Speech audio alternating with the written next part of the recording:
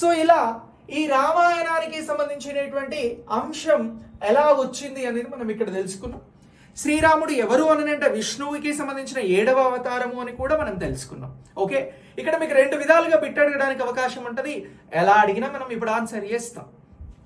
మరి ఈ రామాయణం అనేది మనకి బేసిక్గా కాండలుగా చెప్పడం జరుగుతూ ఉంది. ఏ విధంగా చెప్తా ఉన్నారు? కాండలుగా చెప్పడం జరుగుతూ ఉంది.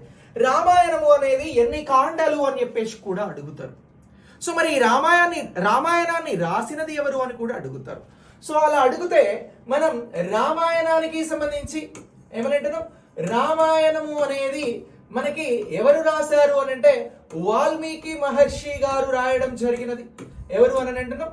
వాల్మీకి గారు రాయడం జరిగినది. సో ఈ రామాయణానికి సంబంధించి సంస్కృతంలో దీన్ని రాశారు.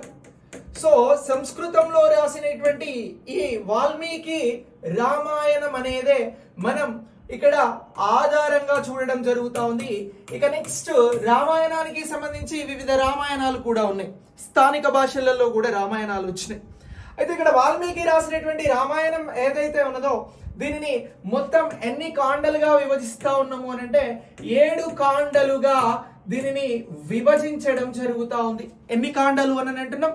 7 కాండలుగా మనం ఇక్కడ ఈ రామాయణం అనేది విభజిస్తా ఉన్నాం. సరే, ఎందుకు 7 కాండలుగా దీన్ని విభజించడం జరుగుతూ ఉంది?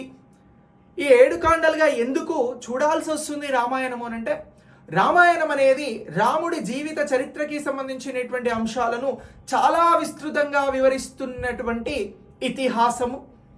సో ఈ రామాయణాన్ని వివిధ దశలుగా నేర్చుకునేందుకు, ఇక్కడ తెలుసుకునేందుకు 7 కాండలుగా విభజించడం జరిగినది. ఈ కాండాన్ అంటే అర్థం ఏమిటి అనేది ఇక్కడ నేను చెప్తా. బేసిక్గా ఎందుకు కాండాన్ అని అంటున్నాము అని అంటే, కాండ అనేది కూడా ఇక్కడ సంస్కృత పదంగా గుర్తుంచుకోవాలి. ఏ పదము అని అంటున్నాం? సంస్కృత పదం.